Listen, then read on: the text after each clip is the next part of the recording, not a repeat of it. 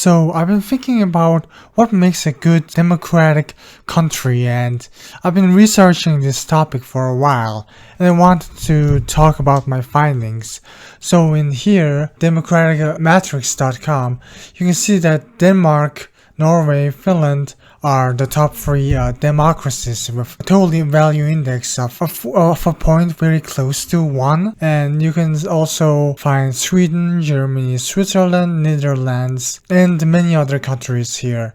And you might be wondering, well, what makes these countries so democratic? What works for them, and what other countries are making a mistake, making them inferior to the top democratic countries? Well, let's see. So let's look at the elections of Denmark. There are 3 types of elections in Denmark: elections to the national parliament, local elections, and elections to the European Parliament. Now, the European Parliament doesn't really matter because, European Union, how they govern themselves isn't really that important. While Denmark's parliamentary election is pretty important. Funny enough, the parliamentary of elections are called by the monarch, and Denmark actually has a monarch, which is very interesting despite the fact that they're the most democratic country in the world. The most important part is this: elections use party list proportional representation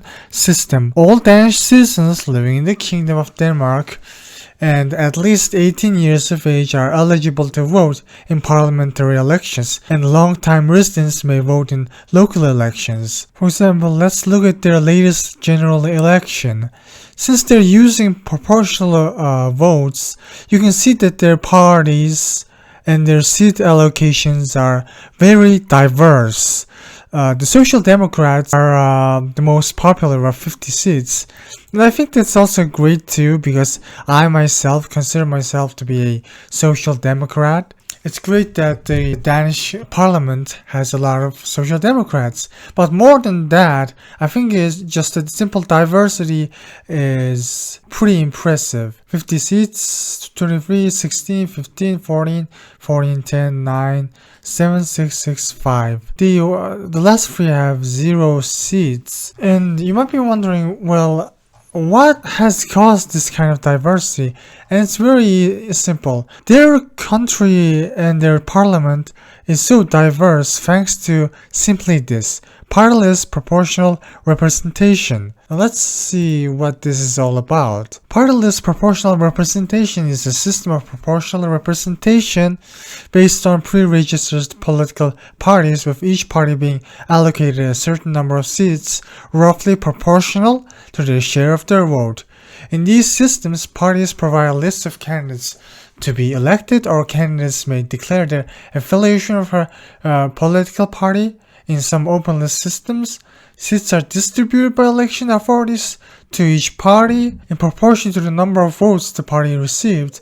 Voters may cast votes for parties whose votes totals are pooled together to parties. Yes, I think in Finland, Brazil, and Netherlands. Yeah, I think this one is open. Having an open list might be a great idea too, but mixed proportional is also a fantastical idea. In most party list systems, a voter will only support one party and choose one ballot. Open list systems may allow voters to support more than one candidate within a party list. And this is also important too, because having a support for more than one candidate means that there won't be any split votes. You will be able to choose many candidates, which is very good because it's very similar to approval voting, and approval voting is one of the best votings. And whereas one person, one vote, also known as plurality, and first past the post, is one of the worst methods of doing elections. Some open list systems allow voters to support different candidates across multiple lists, which is called panachange. Panachange is a mixed single-vote variant of list proportional representation. In a panachange, voters support individual candidates. Voters have multiple votes which they can split between individual candidates in different party lists. Seats are allocated to each blah blah blah. The order in which party list candidates get elected may be predetermined by some method internal to the party or candidates, a closed list system, or it may be determined by votes at large, an open list system. So as you can see, there's a lot of representation in this democracy. You know, Social Democrats, pretty cool, an agenda, but more than that, there's just so much diversity in their elections. Now let's check out Norway's elections, okay? Norway elects its legislature on a national level. The parliament, the Storting, has 169 members elected for a 4-year term, during which it may not be dissolved by a form of proportional representation. Again, you're seeing this this thing called proportional representation a lot. It refers to electoral system under which subgroups of electorate are reflected proportionally in the elected body. The concept applies mainly to political divisions among voters. The aim of such system is that all votes cast to contribute result so that each representative in the assembly is mandated by a roughly equal number of votes, and therefore all votes have equal weight. Under other election systems, a bare polarity or a scant majority are all that are used to elect candidates, which is a very bad system. Proportional representation systems provide balanced representation to different factions, usually defined by parties, reflecting how votes were cast, where only choice of parties is allowed. The seats are allocated to parties in proportion to the vote tally or vote share each party receives. Exact proportionality is never achieved under PR systems except by chance. Yes, unfortunately, the use of electoral thresholds that are intended to limit the influence of small extreme parties will reduce proportionality in list systems, and any insufficient of leveling seats will further reduce proportionality in mixed member, proportional or additional systems. So let's look back and see how diverse their parliament is. Here's all the seats by the number of people that live in the country, which is very important because I think that's way more fair. And Labour Party has won 48 seats, Conservative Party 46, Centre Party 28, Progressive Party 21, Socialist Left Party 13, and so on and so forth in the 2025 elections, which is pretty good. There's a lot of diversity happening here. Now let's look at Finland's elections now, shall we? There are 5 types of elections in Finland. Elections for the president, parliament, county councils for well-being services counties, municipal councils, and the European Parliament. Parliamentary elections are held 4 years to elect members of parliament. The elections use a system of proportional representation. Again, I'm just saying, I think there's a little bit of a pattern here. Multi-seat constituencies and allocate seats according to the Dehorn method. Okay, 2023 parliament elections.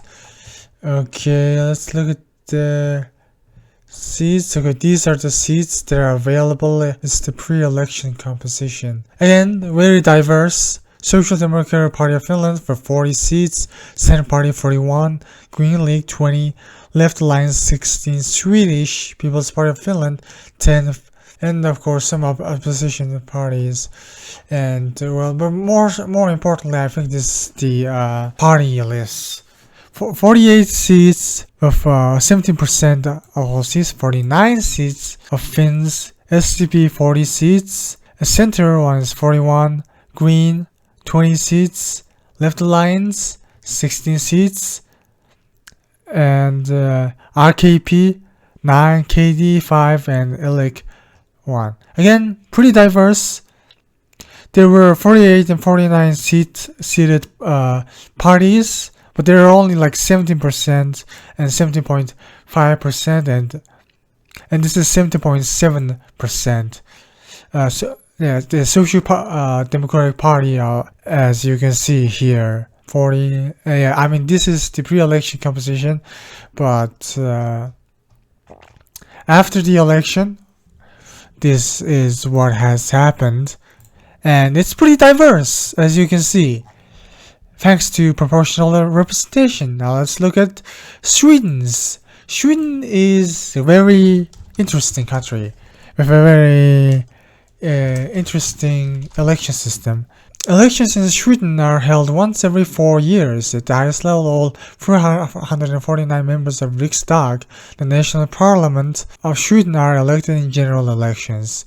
And it's not as diverse as the top three. For example, there's a little bit of a centering going on, but it's still pretty diverse compared to some other countries that we are going to talk about later. I think one of the most interesting aspects of the Swedish election is that in general, those are very general stuff, but here, in general, any person who is eligible to vote is also eligible to stand for election, which is a very progressive idea. Okay, Sweden uses open lists and utilizes apportionment between lists of the same party and constitutes to form a cattle. A group of lists that are allegedly aligned to the purpose of seat allocation. A single preference vote may indicate it as well. The Swedish voters can choose between 3 different types of ballot papers. The party ballot paper has simply the name of the political party printed on the front and is on the blank on the back. This ballot is used when a voter wishes to vote for a particular party but does not wish to give preference to a particular candidate. The name ballot has a party name followed by a list of candidates, which can continue on the other side, which is very important because it means the voter has a lot of choices. A voter using this ballot can choose to cast a personal vote by entering a mark next to a particular candidate in addition to voting for the political party. Alternatively, a voter can take a blank ballot paper and write a party name on it, which is, finally, if a party has not registered its candidates with an election authority, it is possible for a voter to manually write the name of an arbitrary candidate. In reality, this option is almost exclusively available when voting for unestablished parties. However, it has occasionally caused individuals to be elected into city council to represent parties they do not even support as a result of single voters' vote, which is a very interesting idea. And here's the seat allocation. Vote share versus seat share. Well, it's definitely not as diverse as some of the top, but you can clearly see that the proportional votes are very similar to the seats that are allocated to them. Now, there are some issues, like this moderate party won 20 votes, but they got 18 seats, while the Sweden Democrats got 12.7 votes, but they got 14 seats, which is a bit problematic. But I think for the most part, their elections are pretty diverse. And I also heard that they also, in 2019, they used to have open ballot voting, but it was changed because of the pressure from the European Union. Long-standing Swedish election policy of always displaying the ballot papers for voters to select in the public has been criticized as undemocratic and is arguably in contravention of Article 1, Article 3 of European Convention of Human Rights, which is a pretty sad situation. Well, I mean, not really that sad, but I think there are some definite debates to be had whether open ballot or closed ballot is a better system. You can watch my video on that topic. And yeah, I just want to talk about these top 4. Let's talk about America, okay? Elections in the United States are held for government officials at the federal, state, and local levels. At the federal level, the nation's head of state, the president, is elected indirectly by the people of each state through electoral college. Not directly, but indirectly, which is absurd, by the way. Electoral college votes are cast by individual states by a group of electors. Each elector casts one electoral college vote. Until the 23rd Amendment of the United States Constitution of citizens from the District of Columbia did not have representation in the electoral college. Okay, whatever. Usually coming to votes for a party candidate in advance, electors that vote against the popular vote are called faithless electors, and occurrences are state law regulators, blah blah blah. In all states except Maine and Nebraska, the candidate that wins the most votes in the state receives all its electoral votes. A winner-take-all system, which is a very problematic system. And look at this. Leader of the party, Mike Johnson, of the Republican Party, and leader party of the Hakeem Jefferson of the Democratic Party. Look at this. Red and blue. Only Democrats and Republicans. Like, look at this. Red and blue. Republican 220, Democrats 215. Like, there's no even point in showing like a map or like with how they were doing it, showing in Denmark, because there's no point. 445 seats of House of Representatives, and then 220 are Republican, and 215 are Democratic. There is no diversity, there is no vote allocation, it's all just winner take all. And it's a pretty good video showcasing the problems of winner take all systems. Yeah, this video. The person who gets the most votes wins. Let's talk about this. It's a fantastic video that just showcases the issue of these 6 states set its own election, and in each election, the person who gets the most votes wins. These are winner-take-all elections, and they produce this result all over the country. Take the state of Oklahoma. Oklahoma has 5 congressional districts. It votes 1/3 Democratic. It has no Democratic representatives. And this video is pretty good, and you should definitely watch it.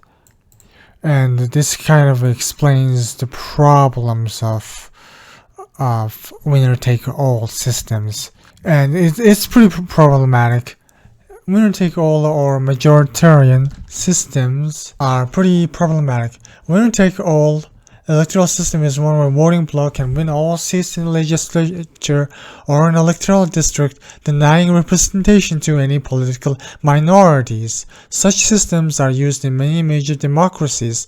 Such systems are sometimes called majoritarian representation, for this term is misnomer, as most such systems do not always elect majority preferred candidates, so it's even a wrong name.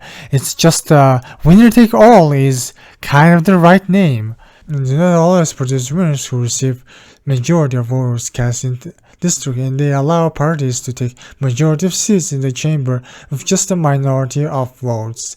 And this is pretty bad. For example, properly vote and proportional representation. Winner take all system. Look at this. For example, this is one district, parties ABC.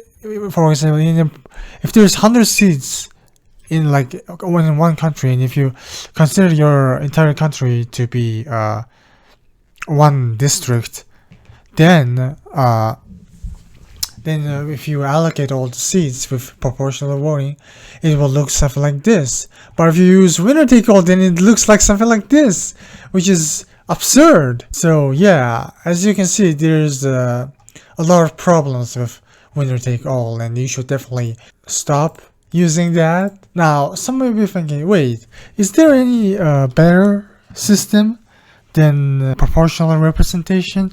Well, you gotta watch this video. You gotta watch this video, okay? This video explains how there could even be a better voting system than proportional system. That's about it. Hope you guys enjoyed the video.